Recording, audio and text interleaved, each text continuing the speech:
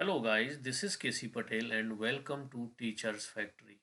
Teachers factory के YouTube channel में आप सभी का स्वागत है। अगर आप लोग चैनल पर नए हैं और शिक्षक भर्ती की तैयारी करते हैं या फिर किसी भी स्टेट के टेट एग्ज़ाम की तैयारी करते हो या फिर सी टेट की तैयारी करते हो, चैनल को सब्सक्राइब कर लें एंड बेल आइकॉन को ज़रूर दबा दें ताकि आपको क्लासेस की नोटिफिकेशन मिल सके। कब किस स्टेट में वैकेंसी निकली है, कितनी वैकेंसी है, कौन कौन अप्लाई कर सकता है, ये सभी जानकारी आपको इस चैनल पर मिलती रहेगी। अगर फेसबुक पर देख रहे हैं तो फेसबुक पेज को फॉलो कर लें, यूट्यूब पर देख रहे हैं और नए हैं तो सब्सक्राइब कर लें।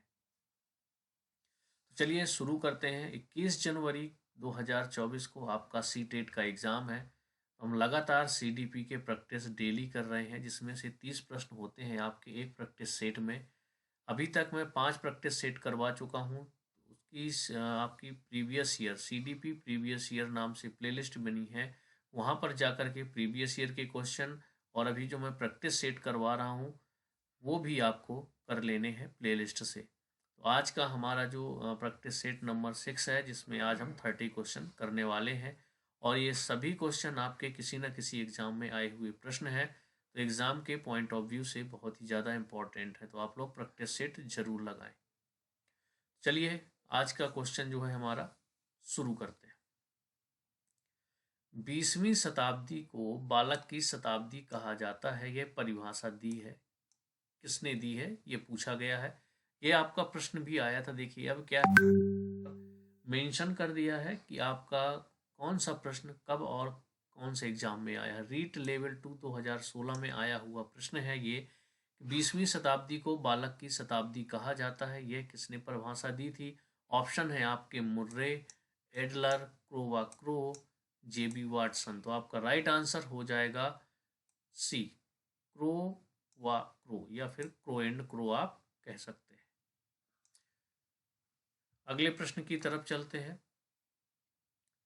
गामक विकास से हमारा तात्पर्य मांसपेशियों के विकास से तथा पैरों के उचित उपयोग की मस्तिष्क और आत्मा है, अधिगम और शिक्षा है, प्रशिक्षण और अधिगम, या फिर शक्ति और गति। तो प्रश्न को पढ़िए। गामक विकास से हमारा तात्पर्य मांसपेशियों के विकास से तथा पैरों के उचित उपयोग की शक्ति और गति है। राइट आंसर आपका हो जाएगा ऑप्शन डी। ये भी आपका रीट लेवल 2 2016 में आया हुआ प्रश्न है। नेक्स्ट क्वेश्चन है हमारा, मनुष्य जीवन का आरंभ मूलतः घटित है। दो कोष, कई दोष, केवल एक कोष, कोई कोष नहीं। तो इसका राइट आंसर आपका हो जाएगा ऑप्शन बी, केवल एक कोष। मनुष्य जीवन का आरंभ मूलतः घटित है, केवल एक कोष। राइट आंसर आपका बी वाला ऑप्शन हो जाएगा। ऑप्शन ऊपर नीचे हो गए हैं, लेकिन आपका जो राइट आंसर है वो बी वाला ही होगा, केवल एक कोष। ठीक, चलिए अगले प्रश्न की तरफ चलते हैं। शैशवावस्था की विशेषता नहीं है। वो आपने अगर शैशवावस्था की पूरी प्रॉपर्टी पढ़ी है तो आप इसका आंसर बहुत आसानी से लगा पाएंगे। शैशवावस्था की विशेषता नहीं है, हमें ये बताना है। ऑप्शन है आपके शारीरिक विकास की तीव्रता, दूसरों पर निर्भरता, नैतिकता का होना और मानसिक विकास में तीव्रता। देखिए यहाँ पर पहला शारीरिक विकास में तीव्रता बिल्कुल होती है आपकी शैशवावस्था में, तो ये भी सही है। दूसरों पर निर्भर होता है बालक जब शिशु अवस्था में होता है। नैतिकता का होना, तो देखिए जब बालक शिशु अवस्था में होगा उसमें नैतिकता नहीं होती है। ठीक है, तो ये आपका गलत हो जाएगा। शैशवावस्था की विशेषता नहीं है ये। अगली है मानसिक विकास में तीव्रता, तो ये भी आपका सही है कि मानसिक विकास में तीव्रता शिशु अवस्था में तेजी से होती है। लेकिन यहाँ पर जो प्रश्न ने पूछा है कि कौन सी विशेषता नहीं है, तो जो गलत था यहाँ पर कि नैतिकता का होना, यही आपका राइट आंसर हो जाएगा। Option c is the right answer. अगला प्रश्न है हमारा, ये आपका सी टेट लेवल 1 2016 में आया हुआ प्रश्न है। विद्यार्थियों में संप्रत्यात्मक विकास को प्रोत्साहन देने के लिए निम्नलिखित में से कौन सी विधि सबसे प्रभावी है। ऑप्शन ए है, यदि करने के लिए कहकर विद्यार्थियों के गलत विचारों को सही विचारों में बदलना, विद्यार्थियों को बहुत से उदाहरण देना और उन्हें तर्क शक्ति का उपयोग करने के लिए प्रोत्साहित करना। सी ऑप्शन है, जब तक विद्यार्थियों में वांछित संप्रत्यात्मक परिवर्तन न हो जाए तब तक दंड का उपयोग करना। तो जहां पर आपको दंड मिल जाए उसको हमेशा हटा देना।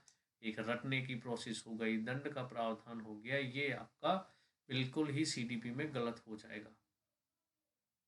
पुराने प्रत्ययों से किसी संदर्भ के बिना नए प्रत्ययों को अपने आप समझा जाना चाहिए। तो ये भी आपका गलत है कि बिना किसी पुराने जो संप्रत्यय होंगे, जो प्रत्यय होंगे, उनका बिना संदर्भ के नए प्रत्ययों को अपने आप समझा जाना चाहिए। तो ये भी आपका गलत हो जाएगा। राइट आंसर आपका होगा ऑप्शन वाला बी, विद्यार्थियों को बहुत से उदाहरण देना और उन्हें तर्क शक्ति का उपयोग करने के लिए प्रोत्साहित करना।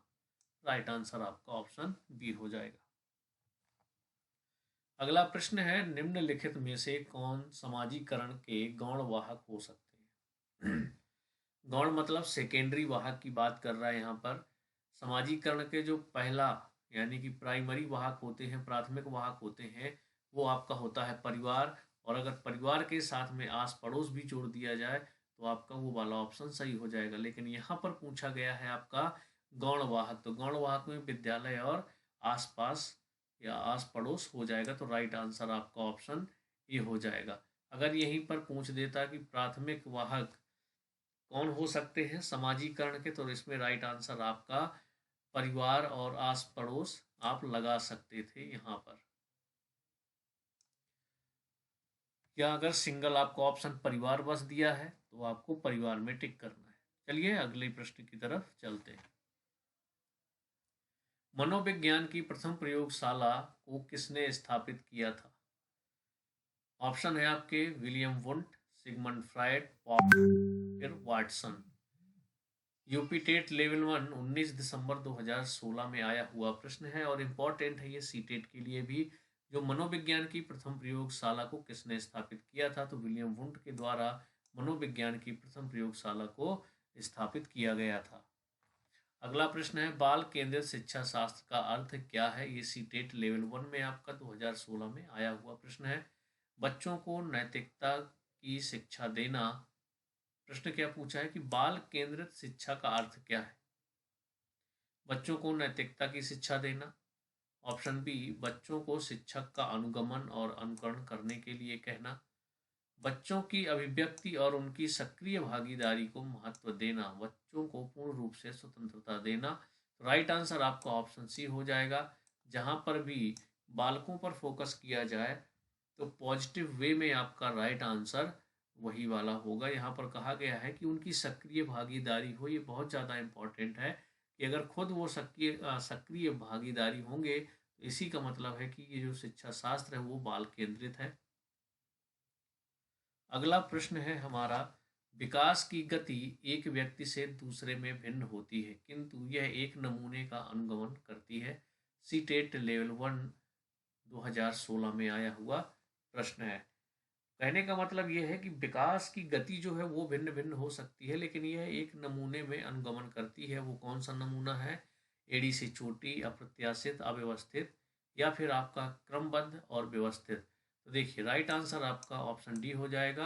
जो आपका विकास होता है वो क्रमबद्ध होता है। शिशु अवस्था में है तो शिशु अवस्था में ही आएगा। शिशु के बाद आपका बाल्यावस्था में पहुंचेगा, बाल्यावस्था के बाद किशोरावस्था, फिर प्रौढ़ावस्था, इस तरह से होगा। ऐसा नहीं होगा कि कोई बालक शिशु अवस्था से डायरेक्ट किशोरावस्था में पहुंच गया या फिर कोई बालक गर्भावस्था के बाद डायरेक्ट बाल्यावस्था में पैदा हुआ। तो ऐसा कभी नहीं होता है, क्रम होता है। तो वही पूछा जा रहा है। तो क्रमबद्ध और व्यवस्थित तरीके से विकास होता है। विकास की गति आपकी भिन्न भिन्न जरूर हो सकती है। ठीक है, तो चलिए इसका राइट आंसर आपका ऑप्शन डी है, क्रमबद्ध और व्यवस्थित। अगले प्रश्न की तरफ चलते हैं। विकास के लिए निम्न में से कौन सा कथन जो है उचित है? ऑप्शन आपके दिए हुए हैं। विकास जन्म के साथ प्रारंभ होता है और समाप्त होता है। सामाजिक सांस्कृतिक संदर्भ विकास में एक महत्वपूर्ण भूमिका का निर्वहन करता है। इसमें विकास के लिए कौन सा कथन उचित है ये पूछा गया है। अगला, विकास एकल आयामी है, विकास पृथक होता है। तो ये सभी आपके गलत ही लग रहे हैं जब आप ऑप्शन पढ़ेंगे। विकास जन्म के साथ प्रारंभ होता है और समाप्त हो जाता है, ये भी गलत है क्योंकि आपका विकास जन्म से लेकर के मृत्यु तक चलता है। ऑप्शन बी है आपका सामाजिक सांस्कृतिक संदर्भ विकास में एक महत्वपूर्ण भूमिका निभाता है या निर्वाह करता है, तो बिल्कुल राइट आंसर है आपका ऑप्शन बी। अगला प्रश्न है व्यक्तियों में एक दूसरे से भिन्नता क्यों होती है? ये आपको पता होना चाहिए क्योंकि इस तरह के प्रश्न मैं पिछले प्रैक्टिस सेटों में बता चुका हूँ। ये सीटेट लेवल 1 में आया हुआ प्रश्न है। वातावरण के प्रभाव से बिल्कुल भी नहीं, सिर्फ वातावरण के प्रभाव से व्यक्तियों में एक दूसरे से भिन्नता नहीं होती है। जन्मजात विशेषताओं के कारण, तो सिर्फ सिंगल आंसर आपका नहीं होगा। वंशानुक्रम और वातावरण के बीच अन्योन्य क्रिया के कारण व्यक्तियों में एक दूसरे से भिन्नता होती है, तो राइट आंसर आपका हो जाएगा ऑप्शन सी। प्रत्येक व्यक्ति को उसके माता पिता से जीनों का भिन्न समुच्चय प्राप्त होने के कारण तो सिर्फ जीन की वजह से भिन्नता नहीं पाई जाती है, उसमें वातावरण का भी रोल होता है कुछ ना कुछ। तो इसीलिए बेस्ट आंसर आपका ऑप्शन सी हो जाएगा। अगला प्रश्न है बच्चे के समाजीकरण में परिवार भूमिका निभाता है, कम महत्वपूर्ण, रोमांचकारी, मुख्य या फिर गौण? तो आपको पता है कि जो परिवार होता है वो मुख्य भूमिका निभाता है समाजीकरण में, और गौण भूमिका होती है विद्यालय की। अगला प्रश्न है हमारा मनोविज्ञान का शिक्षा के क्षेत्र में सबसे बड़ा योगदान है। मनोविज्ञान का शिक्षा के क्षेत्र में सबसे बड़ा योगदान है विषय केंद्रित शिक्षा, शिक्षक केंद्रित, क्रिया केंद्रित या फिर बाल केंद्रित शिक्षा का। तो राइट आंसर क्या हो जाएगा? Option c. मनोविज्ञान का शिक्षा के क्षेत्र में सबसे बड़ा योगदान है, तो किसमें? बाल केंद्रित शिक्षा में। तो राइट आंसर आपका ऑप्शन डी हो जाएगा। अगला प्रश्न है हमारा बाल मनोविज्ञान का क्षेत्र है। अब बाल मनोविज्ञान का क्षेत्र है क्या? अब यहाँ पर बाल लग गया है, मतलब बालक मनोविज्ञान की बात की जा रही है। केवल शिशु अवस्था की विशेषताओं के अध्ययन में? बिल्कुल भी नहीं। केवल गर्भावस्था की विशेषताओं का अध्ययन? तो बिल्कुल गलत है। केवल बाल्यावस्था की विशेषताओं का अध्ययन? गलत है। जब आप ऑप्शन डी पढ़ेंगे गर्भावस्था से किशोरावस्था की विशेषताओं का अध्ययन आपका कहलाता है बाल मनोविज्ञान। चलिए अगले प्रश्न की तरफ चलते हैं। वह अवस्था जब 46 गुणसूत्रों में से एक गुणसूत्र की अधिकता होने पर कहलाती है। यूपी टेट में आपका आया हुआ प्रश्न है। Down syndrome, Klinefelter syndrome, Turner syndrome या फिर विल्सन सिंड्रोम? राइट आंसर आपका हो जाएगा ऑप्शन ए। वह अवस्था जब 46 गुणसूत्रों में से एक गुणसूत्र की अधिकता होने पर क्या कहलाती है? डाउन सिंड्रोम कहलाती है। अगला प्रश्न, निम्नलिखित में से कौन सा एक सही क्रम है? अंडाणु, शुक्राणु, ब्लास्टोसिस्ट, युग्मनज। ठीक है, तो इसका जो सही क्रम है वो आपका ये होगा अंडाणु, फिर शुक्राणु, इसके बाद युग्मजन, लास्ट में होगा आपका ब्लास्टोसिस्ट। तो राइट आंसर आपका ऑप्शन डी हो जाएगा। अगला प्रश्न देखते हैं। व्यवहारवादी डॉट डॉट ने कहा है मुझे नवजात शिशु दे दो, मैं उसे डॉक्टर, वकील, चोर या जो चाहे बना सकता हूँ। ये आपका जो थॉट है ना, ये कथन है, बहुत इंपॉर्टेंट है, आपसे प्रश्न में पूछा जा सकता है, जो आपका 21 जनवरी में एग्जाम होने वाला है। ये कहा था, जो व्यवहारवादी थे वाटसन ने कहा था कि मुझे नवजात शिशु दे दो, मैं उसे डॉक्टर, वकील, चोर या जो चाहूँ वो बना सकता हूँ। तो ये कहा था आपका वाटसन के द्वारा। तो राइट आंसर हो जाएगा आपका ऑप्शन सी। ये भी आपका सीटेट लेवल 2 में आया हुआ प्रश्न है। निम्नलिखित में से कौन सा कथन भाषा और विचार के बारे में पियाजे और वाइगॉस्की के दृष्टिकोण का सही वर्णन करता है? यहाँ पर बात की जा रही है पियाजे और वाइगॉस्की के दृष्टिकोण का सही वर्णन, भाषा और विचार के बारे में बात की जा रही है। तो पियाजे के अनुसार पहले विचार जन्म लेता है और वाइगॉस्की के अनुसार भाषा का विचार पर भारी प्रभाव पड़ता है। भाषा का विचार पर भारी प्रभाव पड़ता है। ऑप्शन बी है, वाइगॉस्की के अनुसार पहले विचार जन्म लेता है और पियाजे के अनुसार भाषा का विचार पर भारी प्रभाव पड़ता है। दोनों मानते हैं कि बच्चे की भाषा से ही विचार जन्म लेते हैं। दोनों भाषा को बच्चे के विचारों से जन्म लेती हुई मानते हैं। तो ये तो दोनों आपके गलत ही हैं। अब इसकी बात करें तो वाइगॉस्की के अनुसार पहले विचार जन्म लेता है, ऐसा नहीं, यहाँ उल्टा कर दिया, क्योंकि पियाजे के अनुसार ऐसा है कि विचार पहले जन्म लेते हैं। तो ऐसा किसमें है? ऑप्शन ए में आपका दिया हुआ है। पियाजे के अनुसार पहले विचार जन्म लेता है और वाइगॉस्की के अनुसार भाषा का विचार पर भारी प्रभाव पड़ता है। तो राइट आंसर आपका हो जाएगा ऑप्शन ए। ये भी आपका सीटेट में आया हुआ है। डॉट डॉट तथा डॉट डॉट की विशिष्ट अन्योन क्रिया का परिणाम विकास के विविध मार्गों और निष्कर्षों के रूप में हो सकता है। ऑप्शन दिए हुए यहाँ पर वंशानुक्रम तथा पर्यावरण। पहले ऑप्शन को फिट करते हैं तो सेंटेंस बनाइए। वंशानुक्रम तथा पर्यावरण की विशिष्ट अन्योन क्रिया का परिणाम विकास के विविध मार्गों और निष्कर्षों के रूप में हो सकता है। राइट आंसर आपका ऑप्शन ए ही होगा, क्योंकि यहाँ पर बात की जा रही है विकास के विविध मार्गों की। तो विकास का जो विविध मार्ग होते हैं वो किसकी वजह से होंगे? तो आपका हेरिडिटी एंड एनवायरनमेंट, यानी कि वंशानुक्रम और पर्यावरण की विशिष्ट अन्योन क्रिया का परिणाम होता है आपका विकास। Option A is the right answer. अगला प्रश्न है, विद्यालय और समाजीकरण के बारे में निम्नलिखित में से क्या सत्य है? ये पूछा गया है, सीटेट में आया हुआ प्रश्न है। समाजीकरण में विद्यालय की कोई भूमिका नहीं है, तो गलत हो गया। विद्यालय समाजीकरण का एक महत्वपूर्ण कारक है, इसको कह सकते हैं राइट। लेकिन अभी चारों ऑप्शन पढ़ना है। समाजीकरण में विद्यालय की बहुत थोड़ी भूमिका होती है, तो गलत, क्योंकि बहुत थोड़ी सी नहीं होती। विद्यालय समाजीकरण का पहला मुख्य कारक है, तो ये भी गलत है। पहला मुख्य कारक होता है आपका परिवार। राइट आंसर आपका हो गया ऑप्शन बी, विद्यालय समाजीकरण का एक महत्वपूर्ण कारक है। ओके, तो ऑप्शन बी आपका करेक्ट हो गया। अब चलते हैं हम अगले प्रश्न की तरफ। जीन पियाजे के संज्ञानात्मक विकास के सिद्धांत के बारे में निम्नलिखित कथनों में से सही कथन कौन सा है? ऑप्शन है, पियाजे ने संज्ञानात्मक विकास के 5 स्पष्ट चरण प्रस्तावित किए, तो गलत हो गया, 4 चरण दिए थे। पियाजे का तर्क है कि संज्ञानात्मक विकास चरणों में आगे बढ़ने की अपेक्षा निरंतर होता है, तो गलत है या सही है, ये आपको बताना है। अगला ऑप्शन है, किसी चरण को छोड़ा नहीं जा सकता क्योंकि ये चरण स्थिर होते हैं। डी है आपका, बच्चों के सांस्कृतिक आधार के अनुसार इन चरणों का क्रम बदला जा सकता है, तो ये भी आपका गलत ही है। बी वाला अगर ऑप्शन पढ़ते हैं, पियाजे का तर्क है कि संज्ञानात्मक विकास चरणों में आगे बढ़ने की अपेक्षा निरंतर होता है।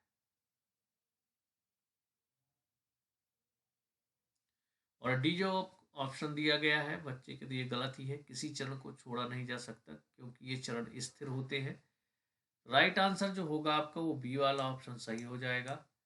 चरणों में आगे बढ़ने की अपेक्षा निरंतर भी होता है, ये तो बताया ही गया, और चरणों में ही होता है आपका। ये अवस्थाएं बताई गई थी यहाँ पर, ठीक है, अवस्थाओं में आपका विकास होता है। ऑप्शन बी आपका करेक्ट हो जाएगा। अगला प्रश्न सीटेट 2016 में आया हुआ प्रश्न है। लेव वाइगॉस्की के अनुसार भाषिक विकास मानव चिंतन के स्वभाव को बदल देता है।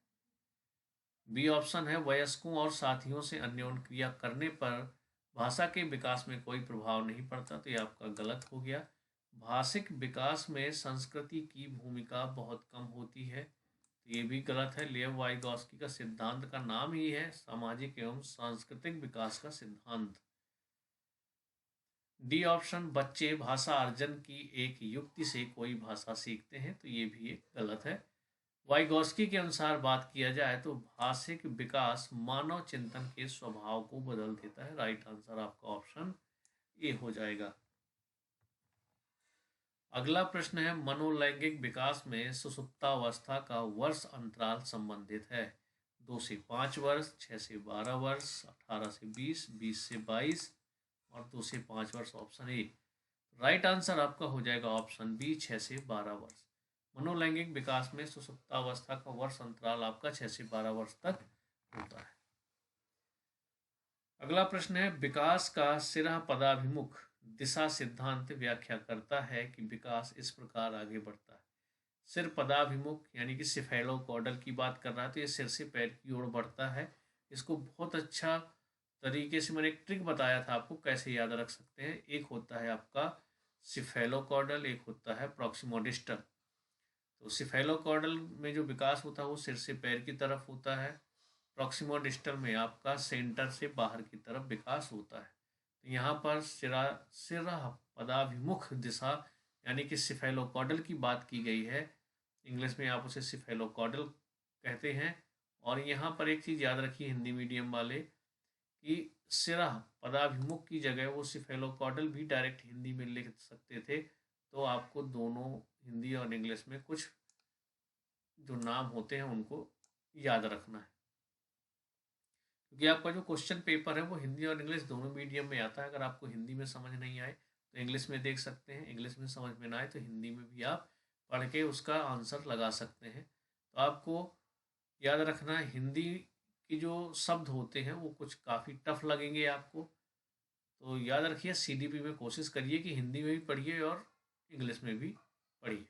ठीक है, दोनों लैंग्वेज में आपको सीडीपी पढ़नी है, या फिर भले ही सब्जेक्ट की पेडोलॉजी हो उसको भी, क्योंकि सिर्फ इंग्लिश का वर्ड रहेगा हिंदी में लिख के आपसे पूछ दिया जाएगा हिंदी में। ठीक है, तो सिरा पदाभिमुख दिशा सिद्धांत क्या व्याख्या करता है, जिसमें विकास क्या होता है, सिर से पैर की तरफ विकास होता है।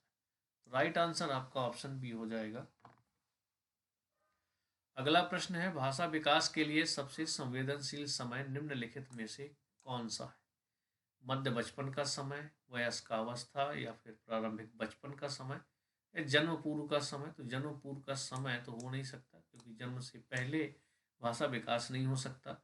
प्रारंभिक बचपन का समय, तो ये आपका राइट आंसर हो सकता है, क्योंकि जो प्रारंभिक बचपन का समय होता है वो सबसे संवेदनशील समय होता है भाषा विकास के लिए। वयस्कावस्था, तब तक भाषा सीख चुका होता है। मध्य बचपन का समय, तो मध्य नहीं, आपको प्रारंभिक बचपन का समय राइट आंसर लगा के आना है। 2016 में आया हुआ प्रश्न है सीटेट में। लेव वाइगॉस्की के अनुसार संज्ञानात्मक विकास का मूल कारण है। सीटेट 2016 में आया हुआ प्रश्न है। जब लेव वाइगॉस्की के अनुसार संज्ञानात्मक विकास का मूल कारण पूछा जाए तो वो है सामाजिक अन्योन्य क्रिया। नाम से आपको समझ जाना है वाइगॉस्की की बात की जा रही है। उनके सिद्धांत का नाम है सामाजिक सांस्कृतिक विकास का सिद्धांत। तो वहां पर ऑप्शन कौन सा है? सामाजिक अन्योन्य क्रिया। चलिए, तो राइट आंसर आपका हो गया ऑप्शन ए। अगले प्रश्न की तरफ चलते हैं। किसी बच्चे का दिया गया विशिष्ट उत्तर कोहल वर्ग के नैतिक तर्क के सोपानों की विषय वस्तु के किस सोपान के अंतर्गत आएगा? नीचे आपको एक सेंटेंस दे दिया गया है, अब बताना है इसमें कि जो नैतिक तर्क के हिसाब से कोहल वर्ग ने जो नैतिक विकास के सिद्धांत में 6 आपके चरण बताए थे उनमें से कौन सा होगा? सेंटेंस आपका दिया है, यदि आप ईमानदार हैं तो आपके माता पिता आप पर गर्व करेंगे, इसलिए आपको ईमानदार रहना चाहिए।